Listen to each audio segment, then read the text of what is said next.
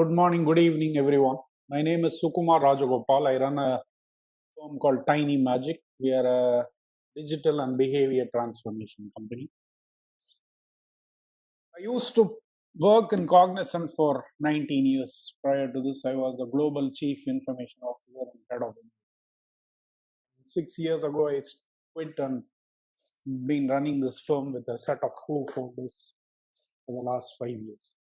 Today, I'm going to talk to you about the storytelling technique that we have developed. The context of how to make great pitches, presentations using storytelling techniques. In a typical session, I would like to run this video. This is a video that you can watch at your own pace. It's Hans Rosling's presentation on world history. It's probably one of the most mesmerizing presentations I have seen in terms of using data and presenting it with a story. So I would urge you to watch that later. This presentation anyway is being recorded. I can also share the slides with you if you want to look at it. On February 2012, there was a big day. Cognizant was applying for the NASSCOM Innovation Award. This was the 5th time that we were in the top 5. And it so happened that that particular year, one Cognizant came to the top 5, the NASSCOM list. Since I was also the Cognizant CIO who led the One Cognizant program, it's IT transformation program. I was asked to make the presentation. We went to Delhi. There were eminent jury members drawn from various IT companies. I had a 20-minute slot. I rehearsed it to death. And I had, for the first time, slides like these, designed by visual designers. My slides don't look that good. My entire team was there. It was a big occasion, and we thought that we had a pretty good shot at winning the award. What do you think might have happened? This is an interactive presentation, so you can unmute and tell me. Or you can post on the chat box if you feel. I think you would have made a fantastic presentation here. Okay. Any other guesses? I do see like there's a lot of numbers in the slides. So, giving the picture of these numbers and the, the graphics of whatever the numbers represent, it would be the, the great task, means of accomplishing this. Okay. In the interest of time, it turned out to be a major league disaster. It was an epic failure. It was very embarrassing. There was a jury member who was found with his head on the table. There was another jury member who will suddenly ask some question and throw me off my script. Even now, when I think about it, I shudder because the experience was so bad. It was embarrassing because my team was also there. We were discussing, and my team was kind enough to say that there was a NASSCOM jinx because this is the 5th time we had failed. So there's no any fault with my presentation. It's NASSCOM jinx. That's how the team tried to pacify me. I was feeling really bad. I know that my presentation was the issue because later on, One Cognizant got so many awards that we couldn't keep track of. Clearly, that presentation done well, but I blew it. I realized that I needed some kind of storytelling technique, right? So I started down this path. I learned a storytelling technique that from a film director. I felt that Bollywood and Hollywood have better techniques, so I learned from there. Before I dive into that, I want to see what are the typical problems presentations that you all experience. I want to get like top 3 problems.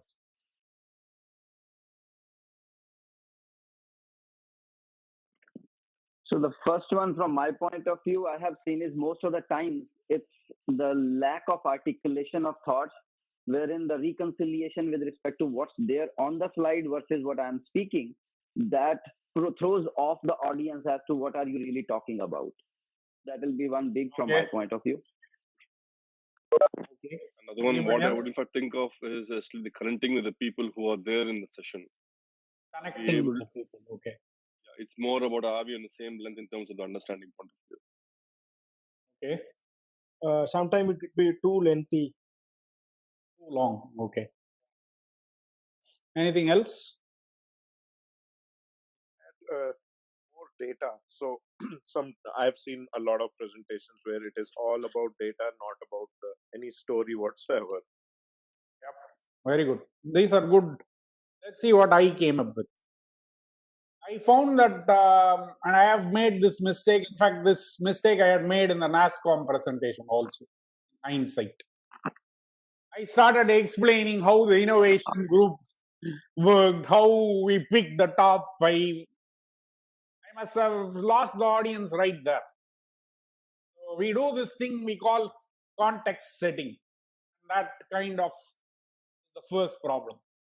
The second one you all have covered. It's too much data or information. We fill our slides with information. The third is it's very textual.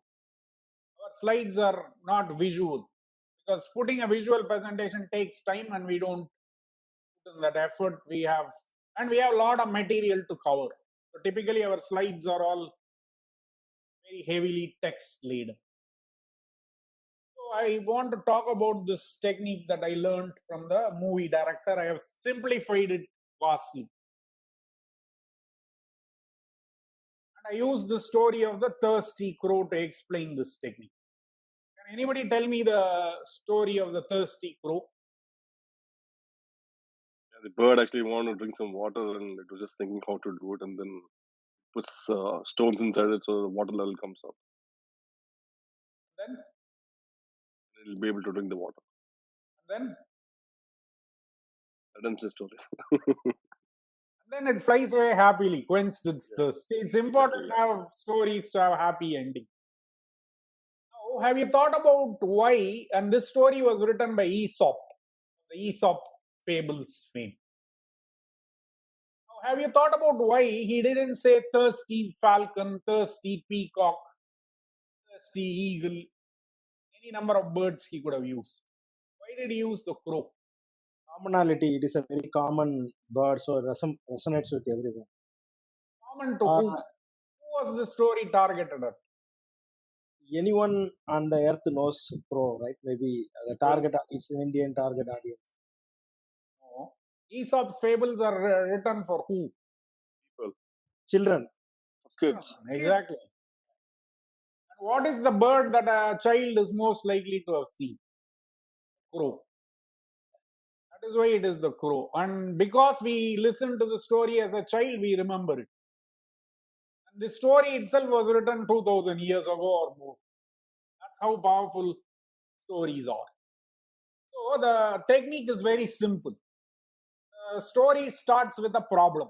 What is the problem here? The crow is thirsty, and then it finds water, but it is not able to reach it, right? What is the solution? Putting the pebbles in the jar so that the water Solution is to level put the rises. pebbles. Correct, Aparna. Put the pebbles into the pitcher, and water level comes up. And the achievement is crow is happy. Its thirst is quenched. It's happy, and it flew away. So this is, we call it PSA. There is one more letter we will add to this acronym. It's actually called UPSA. That's how you remember it. But the U I'm going to cover a little bit later. So you have a protagonist who is relatable. This kind of solves the problem of connecting with the audience, right? If I can talk about, and what I do usually is talk about my own story, like I just did. I talked about my own disastrous presentation, right? So you either talk about your own story or your client who is relatable to other clients that you are speaking to, and so too much time to get started, right? I suggest, my recommendation is don't do context setting. Straight away dive into the problem. So the beauty of this technique is the chances that they understand the problem is very high because we are all in the same industry. It is unlikely that you are going to talk about something that your audience has never heard of. And if that is the case, they will stop you and ask you a question. Then you can explain. Instead of, I'm going to do context setting for 10 minutes and you lost the audience. According to my research, you probably have 15 to 30 seconds to catch audience's subconscious, not conscious. The subconscious will be looking for a signal. Should I pay attention to this person or should I go to la la land? Within 30 seconds, if you didn't catch their attention, you lost the subconscious part of your audience. They may be physically present and nodding, but they may not be actually listening. So this is very important that you start with the problem. This is some slides that I took from major companies from across the world. So this retail service offering slide is my own. I don't know what I was thinking. Right? I had this 3D diagram of all the service offerings that I had in the retail practice that I used to run at that time. Now, if you're sitting in the audience, what are you supposed to make out of that? So we create these slides for no real purpose other than to say, oh, we have this fancy thing going on. Actually, throwing anything to the audience from these slides is not meaningful because the audience is not going to pick up. Look at this mind map thing here. I don't know what we were thinking, but this is the typical style of presentations that all of us use. I want each of you, I want to illustrate a point here, right? I want each of you to tell me the title of a presentation that you recently made. Anybody, your clients, your internal team, anybody. Last week, what is the last few weeks title of a presentation you made? Blockchain basics. I mean, I did the change wave. Sorry? Change wave. Change where? Wave. Change wave. Okay. My topic is Am I a loser? Am I a loser? Wow. Okay. My topic is emotional intelligence. Okay. These are all presentations you guys make within your job, or this is your hobby? This is the group what we did in Storyteller. I want the presentations you make in your job, your day-to-day job, not the presentations you made in this group. Sorry, I was not clear with my request. So I'll name the first one, a disruption of forces in QA from my company. I'll just leave it at that to be ambiguous. Disruption of forces in QA. Okay. So this is Rahul. I presented our capability on Oracle applications. Capability on Oracle apps. Okay, very good. These are more in line with what we might have expected you to present. I presented on business process assurance. Business process assurance. And you don't do any quarterly, monthly reviews? They are their quarterly business review for each of the clients. You would have done that. Okay, this is good enough. We'll come back to this. What was the purpose of these presentations? Disruption of forces in quality assurance, capability of Oracle applications, business process assurance, quarterly business review. What is the purpose of these presentations? Purpose is to gain the mind share from the clients and showcase how we are ahead of the curve and help them mature in their services. That was, if at all, to be termed as a purpose. Yeah, that is for your presentation, disruption of forces in QA. I want to understand what the others have to say. Yeah. For the second one, this is Ram. So for the second one, the problem statement or the purpose was that they wanted to hear about what we did with our Oracle application cloud capabilities in other clients. So that was the purpose. Okay. The purpose for Naman, go ahead. Sorry, you can go ahead. Yeah, so the purpose for business process assurance was like to improve the quality by ensuring the business process are working correctly. Improve quality. Okay. Quarterly business review. Quarterly business review was basically, for most part of it, how the quarter went, no watermelon effect, and then what is it that we are trying to change while we are spearheading the partnership. So primarily that's the agenda. Okay. So there is a what do you call it? A tip of the iceberg purpose, which is what we have all laid out. I believe there is a bottom of the iceberg as well, which is we tend to fill our presentations with achievements. When you say capability, how do you demonstrate capability? Through your achievements. And when you are saying disruptive forces on QA, that you have found all these disruptive forces is your achievement. Why are you trying to do that? What is the reason for that? Why would we fill our presentations with achievement? Sell ourselves.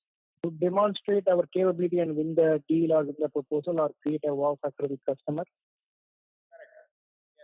Yes. We want to be recognized as smart people and good people.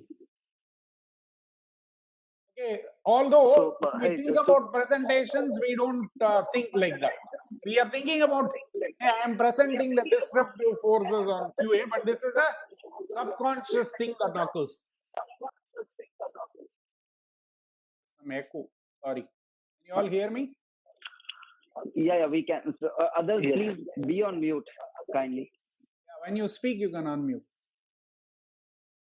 What I found is there is this subconscious intention that we want to be recognized. That kind of makes us put all these achievements. What does the corporate audience really want? All these presentations, what does the audience that you are addressing really want? For example, you are all corporate audience here. I'm making a corporate presentation. What is it that they want? The audience that you're presenting. They will look for what is it in for me now. That's the primary issue. But what is that? What is in it for me is what? Can we solve their problem? Can we solve their problem, or can we help them in meeting their business outcome? That's the core thing that we will be looking for, right? But you have not answered that with your presentation. No, you are only talking about what your capabilities are. You're not talking about their problem. Within a specific range, I should say. I think that was the problem. I mean, a range of money or range of effort. See, I'm trying to derive a pattern. I don't get into the specific. At a high level, what's happening? Hi, Sukumar. This is Shankar. So I think that, the audience might be a different kind of audience.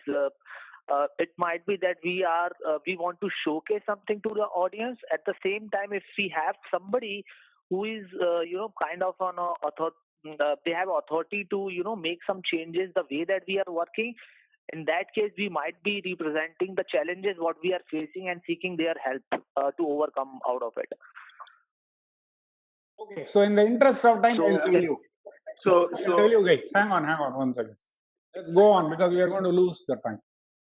I believe that your audience is looking for insights or learning. Again, subconscious. Their stated objective will be to tell me how you did in this quarter. Your quarterly business review audience from your client will say, hey, what did you do? But what they are actually looking subconsciously is there any learning? Which is the what is in it for me, some of you said. Unless I learn something or there is an insight or something, I am not going to be happy. So look at it, right? We are working at cross purposes. I want to communicate how great I am to you, whereas you are subconsciously expecting to learn something that you didn't know already. And we simply don't deliver on that for the most part. Obviously, we can't connect with the audience. It's boring. Slide after slide of information. I did this, blah, blah, blah, blah, blah, blah. So we cannot connect. So So what do? I'll skip this slide. Now I believe that the stories are there within the data we already have. I'm going to give you an example. Is this data baby shoes for sale? Is this data or story? It's just a story. There is no story, no. Story has to have problem, solution, achievement. I told you a pattern of the story. All stories have that problem, solution, achievement pattern. They may have more than one PSA in it, but if you think about any story that you ever listened to, it will fit that pattern. Baby shoes for sale is information. It has no story. But let's see what happens when I do this.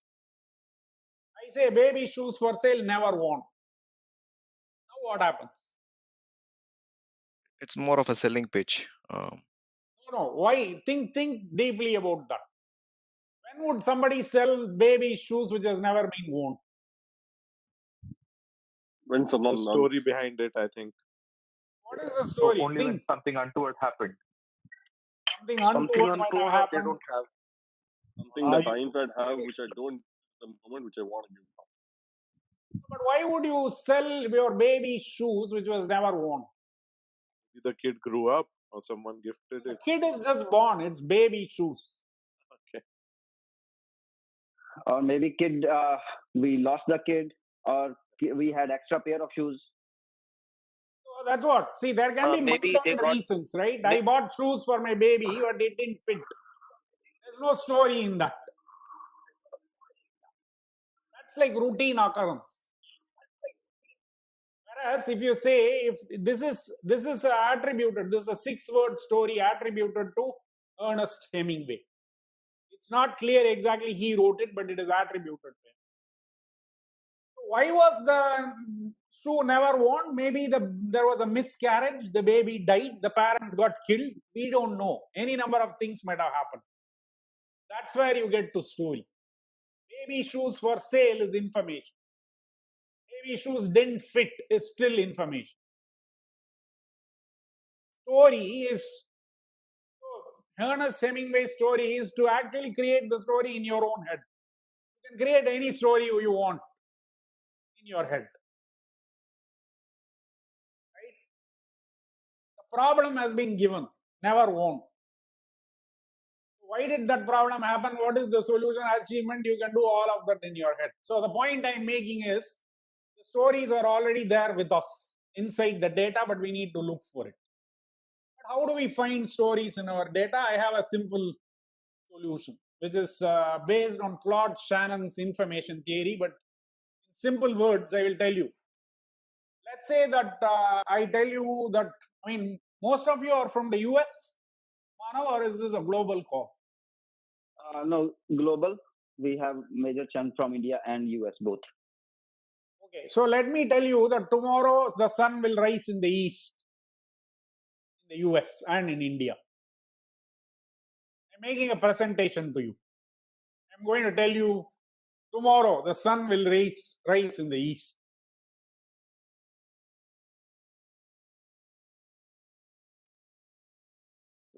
There is nothing new in that, right? Yeah. So you already know that, correct? Whereas, let's say, God forbid, I say that tomorrow there's going to be an earthquake. Okay, now you have my attention. Probability of that earthquake happening? It's very, very low, 0.00001%, depending on in which part of the world you are. Now, if I had that information, I can print money. You will all pay me money to get that information.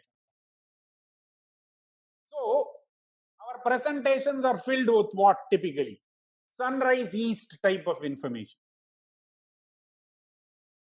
Earthquake type information is what we need. Now, even an earthquake, let's say I go to Japan and make this presentation. I say, sir, madam, tomorrow there's going to be an earthquake in Japan. What will happen?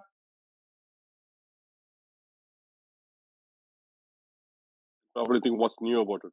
Panic. No, they won't, because they already know that there is going to be an earthquake. Every day they have a tremor of some kind, not every day.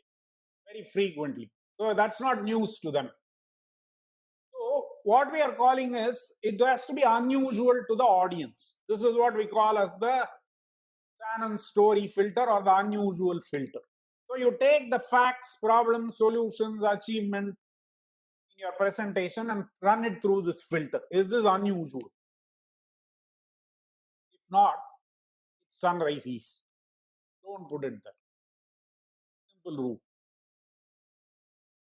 We'll go on from here.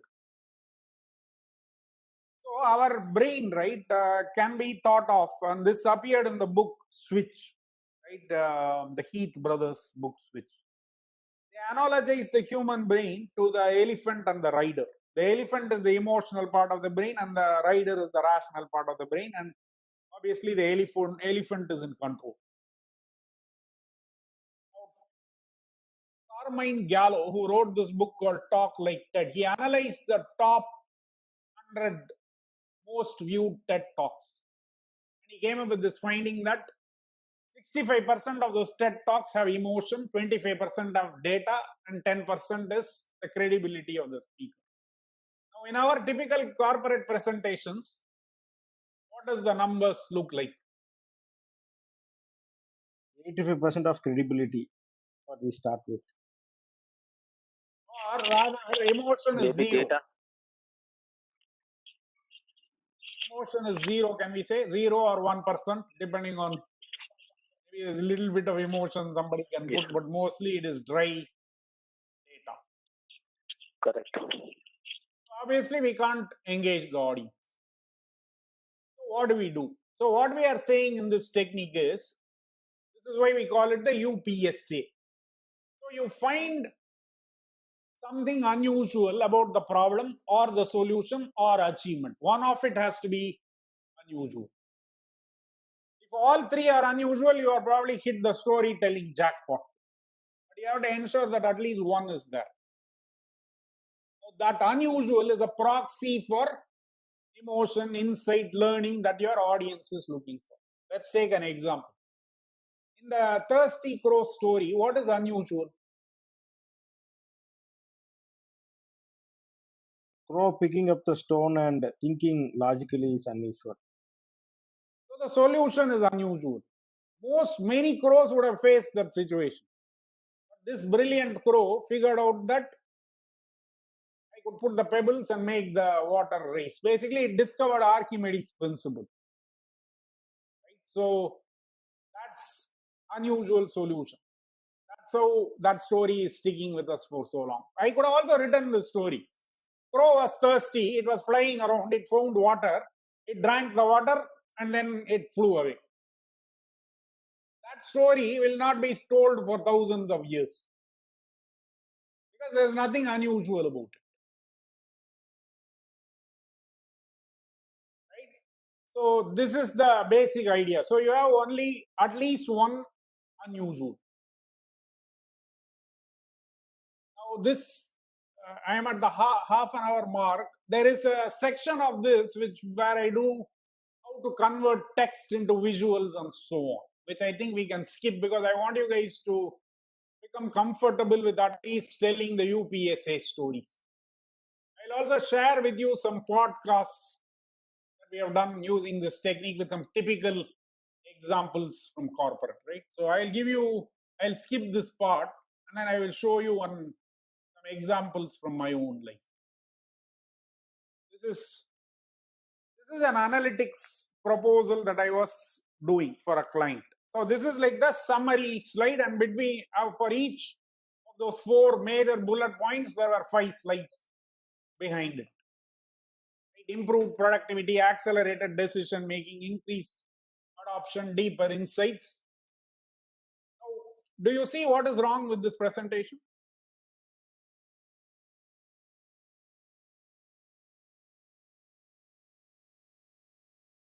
I can't relate the benefits to the tenants. Sorry, can you please explain? I didn't follow your point. I can't relate the benefits with the 4 tenets that you just mentioned. Productivity, increased adoption, deeper Benefits insight. are not Right quantified. insights. Sorry? repeat. If, Yes, Sukumar, I think for benefits are me, not you quantified, know, the right? It's a Benefits are not yeah, go ahead. quantified. Okay. Okay. for me the image what I'm seeing is not that great. Like all the images look Yeah. a little stressed or Yeah, don't worry about that. It's a screenshot. I couldn't actually put the real. This is from my own old presentation. I couldn't get the source of it, so I took a screenshot. okay. So, two things, Sukumar, right? One, benefits are not quantified. Finally, it is not talking about what is the final outcome that customer will see, right? To increase the productivity, so what? So what is the final benefit customer is going to get? Probably that is not articulated. So you have to tie back to any concept that you've already heard. That is why I put up this question. So there isn't anything unusual over here. Excellent.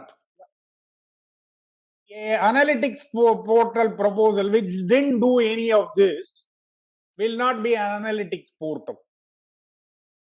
So what I have done is I have put Sunrise East information.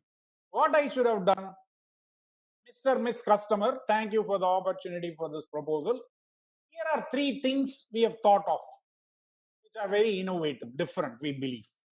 Oh, by the way, the standard checklist you are looking for from us from the analytics proposal is here.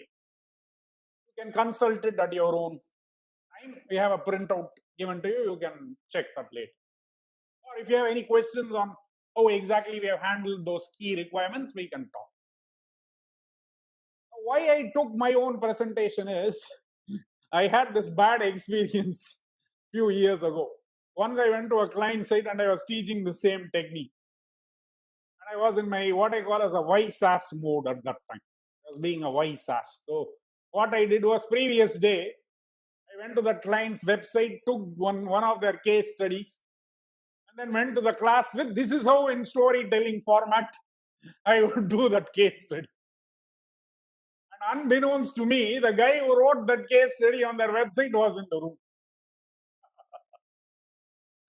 That became a very embarrassing moment. He started debating me as to how this technique cannot be done, this, that, and it was like, holy cow, what have I landed myself into? And I was thinking how exactly I can escape. And then I asked him, sir, it was a man, sir, who created this template for you, the case study? He said, the marketing department. I said, see, it is their problem, it's not your problem. And then I escaped out of that situation somehow. But then from then on, I realized that I will use only my own presentations to talk about. In my 32-year career, I have ladled out enough and more crap to audience. I can speak days on end about how bad my presentations were and what I have learned from that. So this is one of those examples. Imagine there were, as I told you, for each of those big boxes, improve productivity, 10 slides. Increased adoption, 10 slides. This is the executive summary. I am thinking, what pain I have inflicted on my audience. So the Sunrise East versus earthquake. So you now remember this formula, UPSA. Start with a problem and pick some problem that the audience can connect with, right? Don't pick some obscure problem, right? I started, if you remember, with the disastrous presentation I made. Even though you might not have had a disastrous presentation of that profile, we have all made bad presentations. So you can connect with me on that. And the solution is this framework. Right? Now let's see what happened, right? I got another NASCOM attempt. This time the HR department. Manav, I don't know if you know Satish Jayaraman, who used to be VP HR in India, right? So he calls me and says, Sukumar, we are having a NASCOM award attempt. We would like you to come and present. I said, Satish, you don't know there's a NASCOM jinx. If I come, you will lose it. So Satish says, no, you are the only person that can present this. Please come. So I tried to dissuade him, but he wouldn't agree. So this time we went to Bangalore, Satish, myself, and there were a couple of us associates from marketing and all that, and we went. Just as I enter the room, the jury says, sorry, we don't have 20 minutes because we've run over time in the previous presentations. You guys have only 10 minutes. So I present, luckily, because I'm using this style, the storytelling type of style, I was able to finish it in 10 minutes. Now, what do you think happened? Since it was half time, you did not have any baggage, and your earlier consciousness did not come into your way. So maybe just thinking, you went pretty solid in those 10 minutes. Right, but did we win the award or not? Now, since you're asking, maybe you won the award. I think you would have won the. I think you would have won the award. Probably would not have used the presentation at all. Correct. I told you stories have to have a happy ending, no? We got the award, myself, Satish, and we went to the HR summit and collected the award proudly. And was there a NASSCOM jinx? There's nothing called NASSCOM jinx. It's just our own, what I call as fault mode thinking.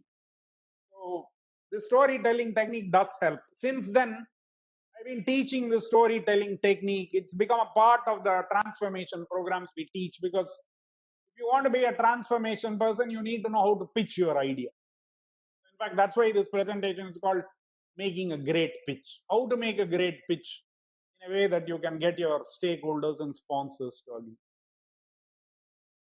With that, I now go into, see, this is the same thing I used to run the storytelling workshops I do. There is a technique called plussing that I would all urge you to learn. This is from Pixar. This is on how to improve story capability, and I found that to be a general purpose coaching and mentoring tool. I have done a 3-minute video on this. I will send the link to Manav later, and you can take it from him and look at it. Now, what happens that you don't have time to prepare the presentation, right? UPSA, all that is fine, but I don't have time to prepare. I have only text and bullets. Any idea what you could do quickly? With the key points. Good. Even that are too many usually. It's a PowerPoint trick that you can use. Just put images. That you don't have time for. No, you have to find the correct images. Use the key messages. Just animate the slide, just like what I did. So make the bullet points come one at a time, so that what happens is when you put a busy slide, people start reading it subconsciously. The brain does what is called as a context switching. They will start reading and they are not going to be paying attention to you. So don't put a busy slide with a lot of text or pictures. Make the pictures come one by one. How do I create a 10 minutes? So this UPSA is for a 2 to 3 minute story. So if you want a 10-minute story, you have a theme, and then you create an ensemble of PSAs. UPSAs actually. Left out the U. So if you look at any story, Ramayana, Mahabharata, any movie, it will be an ensemble of UPSAs. In fact, you won't be able to come up with a story that didn't fit this pattern. It's a super simple pattern that you can start applying. With that, I thank you all for listening to me. It's 45 minutes. So first question, so that this is my dilemma.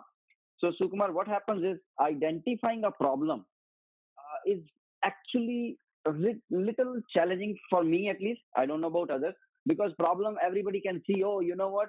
Storytelling is a problem. Okay, what is the problem in storytelling itself? What is it that's missing in you and your repertoire, etc., etc.? So how would you go by when you started your career? No, that's not what I am arguing, Manav. So let's say you are making a quarterly business review. There is enough presentation to make about that, right? You have done a lot of things. But you can pick one problem that occurred in the quarter that seemed unusual and how you solved it. You start talking about that first for 2 to 3 minutes. Now you got the audience with you. Then you can go through Ramayana and Mahabharata. I'll give you an example. So I used to make these presentations as the head of innovation. And there is a managed innovation process that Cognizant had, which I and my team in innovation group had developed. So we run through that. Quite boring for the audience, if you think about it.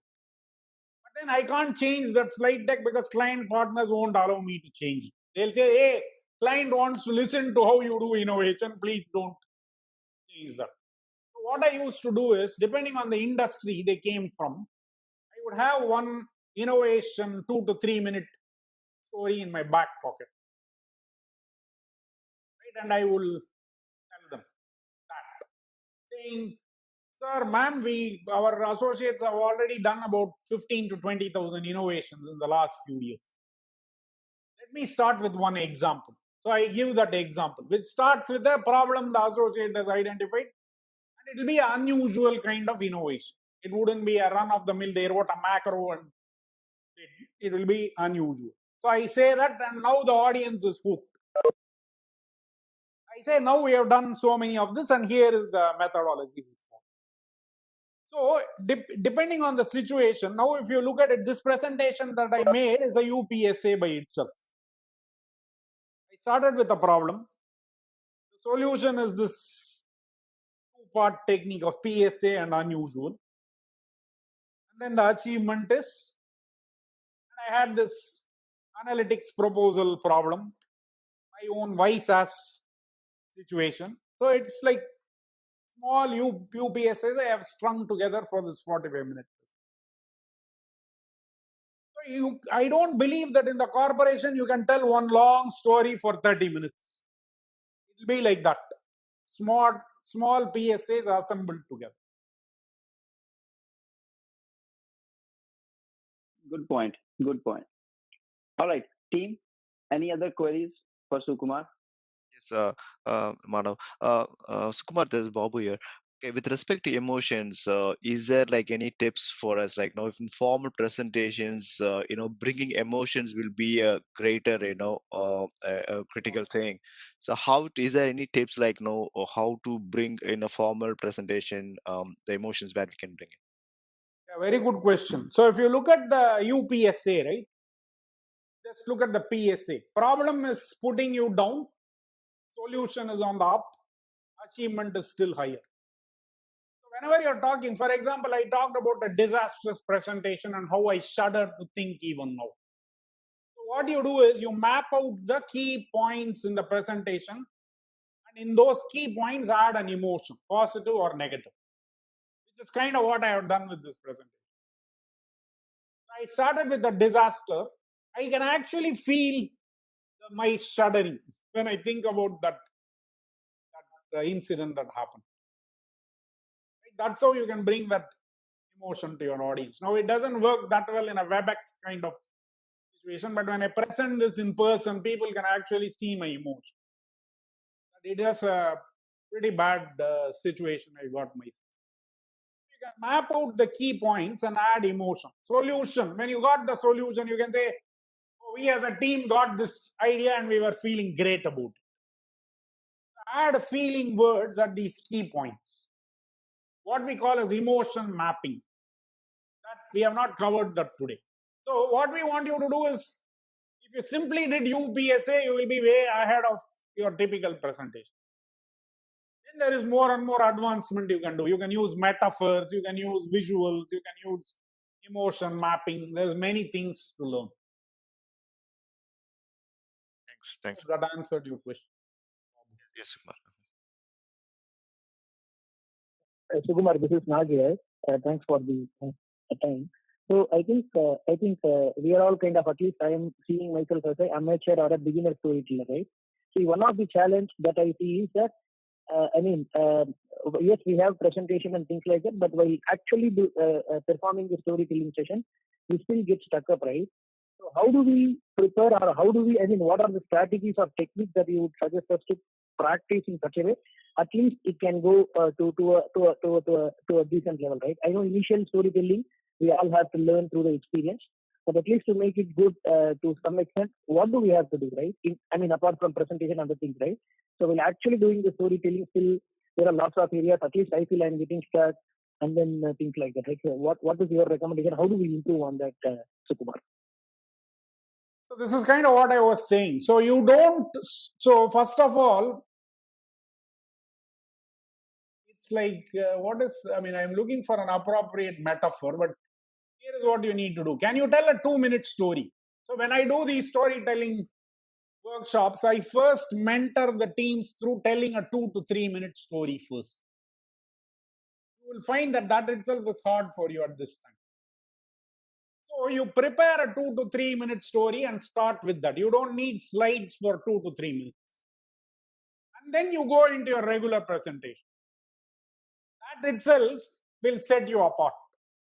Now you will see what will happen is when you do the 2 to 3 minute, you see the audience response. That will kind of motivate you. I'll tell you an example from.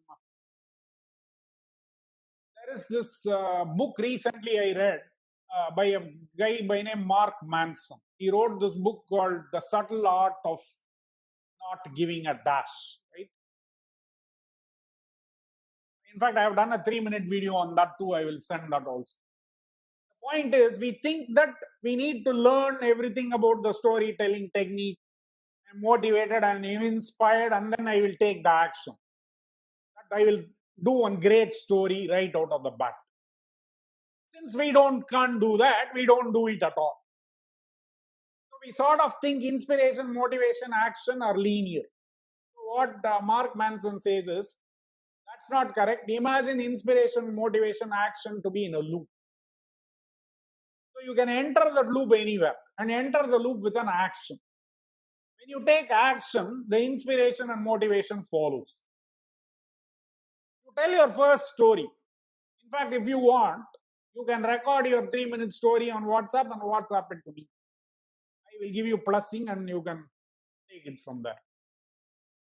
So the first thing you need to look for to get started is tell a 2 to 3 minute story using the technique that you have just learned. And I usually start people off with their personal life because emotions come through more easily. And the kind of stories that people can tell from their personal life is usually mind-blowing.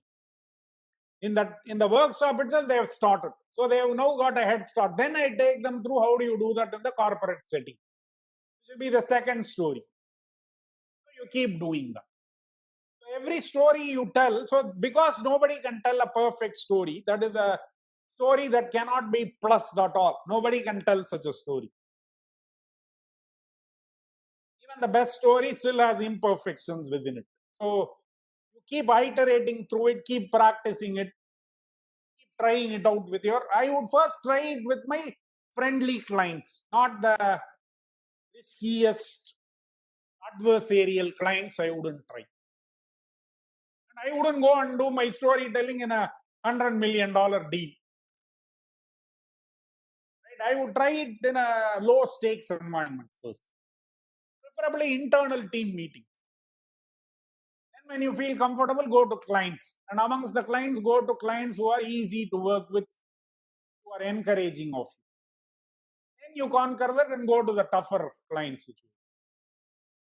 So one of the things that happens to us when we learn a new technique is the first thing that runs in our mind is this worst possible scenario. And we haven't even started and we want to solve that big problem straight away. You know what? You can never do that. No technique can do that. The difference between this technique and other techniques is those other techniques they are so hard to practice that you never get around to it. This is so super simple that you can actually start today. If we had 2 hours, I would have made you all tell a 3-minute story right here. I wouldn't have let you go like that with no action. Because now the action can be easily procrastinated. Right? You can say, oh yeah, that was interesting, but I don't think it applies to my situation.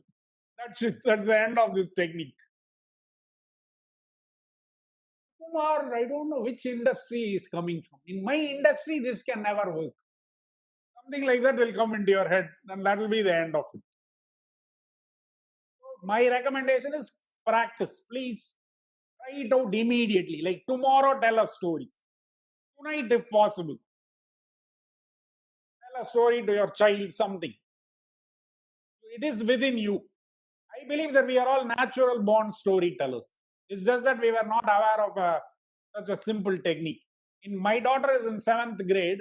In her school, they taught a kind of a similar technique in 5th grade itself. I am a 52-year-old man and I learned this technique only about 10, 12 years back. I don't know why I was not aware of it. Okay, so we have 5 more minutes. Any other questions? I have. Yeah, hi Sukumar. This is. Go ahead. One at a time, please. Yeah, hi. This is Shankar. So, see, a lot of time we get very less time to do the presentation. Sometimes you get an email from your bosses that, oh, we need to make a presentation.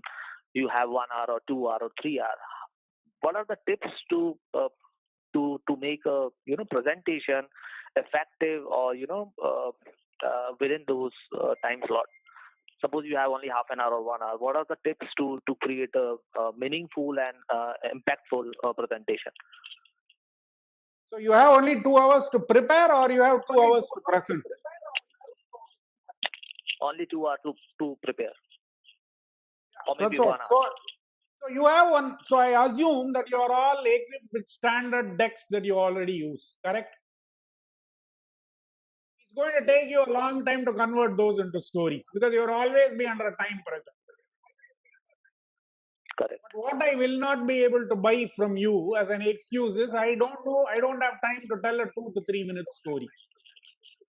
There is this mistaken perception that storytelling means Ramayana and Mahabharata. I just told you a 6-word story. Baby shoes for sale, never owned. That's like 3 seconds. So you don't need, it's a mistaken notion that you need thirsty crow. How long is that story? 1 minute, 30 seconds? That's all you need actually. Yeah. It is so precise. The audience analysis is so perfect. It's pick the crow that even a 3-year-old can get it. My daughter at 1-year-old, and I'm sure your children be also, was able to spot a crow. So you tell her a crow story, she will pick it up. So if you connect with concepts that are already in the audience's head, you don't need time. The reason we need time is we have this 50-page deck, like with my analytics portal project. 98% of which the audience already knew. Sunrise East. All I had to do was cull out the earthquake moments, make one of the earthquake moments into a 2-minute story, start my thing with that. I would have wowed the audience, not inflicted them this 40-page Sunrise East deck. No, so Sukumar, I got that. My only question is that if we are doing a formal PPT and we would like to put that in a in an impactful manner, then what do we do? Because all this, the 2-minute stories and all that would be kind of when we are presenting it to a different kind of audience. When we are doing it for a formal audience, how we can prepare impactful PPT in I don't follow. Are you presenting this presentation orally or you're mailing it to them? Orally, mailing it to them, this technique doesn't apply. Sorry. No, not mailing. In person. So what is the challenge there? In person, you start. You can put your entire presentation using this technique because that is so intimidating for you. I'm saying you start with a 2-minute presentation. Okay. It will take you all of half an hour to put a 2-minute story together. And how do I know that? The best way is, I know you may be skeptical and not convinced. Try a story from your own personal life where you had a problem and you solved it. There must be at least 100 stories of that kind in your head. Pick the most unusual out of that and start narrating it. You will gain confidence. Go from there. Okay. Thank you. If you don't start, you will never get the confidence on the technique. There is enough and more excuses not to start. Don't fall for that. Thanks. So we are at the top of the hour. So maybe one last question. I think Rahul, you were having it. That would be the last question, if in case you were the person. Yeah. So Manav, I think we had many presentations together. The one thing that I see from my personal things, what happens with the client disrupts the presentation. You're going in a flow with a story, and he says that let's go there. So sometimes that kind of disrupts the entire flow and the story. So Kumar, my question is, how do we handle, from your experience, how did you handle such situations? So if your client interrupts you and takes it in a different direction, as a customer service person, I will say go where they want you to, because you're obviously off tangent. But then there are going to be disruptive clients who will do that to you also. Wait, stop. I don't want this. Go there. Exactly. That becomes a tricky situation. I mean, I have had situations where I put up the first slide. One of the clients said, look, we don't want this presentation. I said, sir, I haven't even started. The person says, it doesn't matter. We don't want your presentation. I just sat down. Next presenter. What could I do? So don't think of the worst possible scenarios. I don't know whether I can give you a solution to that. If that is your typical client, don't try the storytelling technique there. That's what my advice be. Try it with a more encouraging type audience. Don't take the most difficult customer and try a new technique on them. Actually, you don't. I want you to be aware of one thing. Never tell your client that you're going to tell a story. I'm going to tell you a story. No. Don't even use the word story. You are narrating something, an incident, something that happened. I didn't say, I'm going to tell you a story of how I failed. I just started with, I had a disastrous presentation. That's all. Did I ever say I'm going to tell you a story of my NASCOM journey? Don't, in my corporate experience, the word story ticks off people. Don't ask me why. People just don't like the word story. They think that story means you are making it up. Somewhere the word story itself has been twisted out of shape. So I said, never use. The fact that you are using a storytelling technique, you don't have to tell the client that. They are not going to know. Unless you say, I am going to tell you the P and then the S and then the A. If you did like that. Yeah. Don't do that. You just start off. Problem, solution, achievement in that order. Thanks.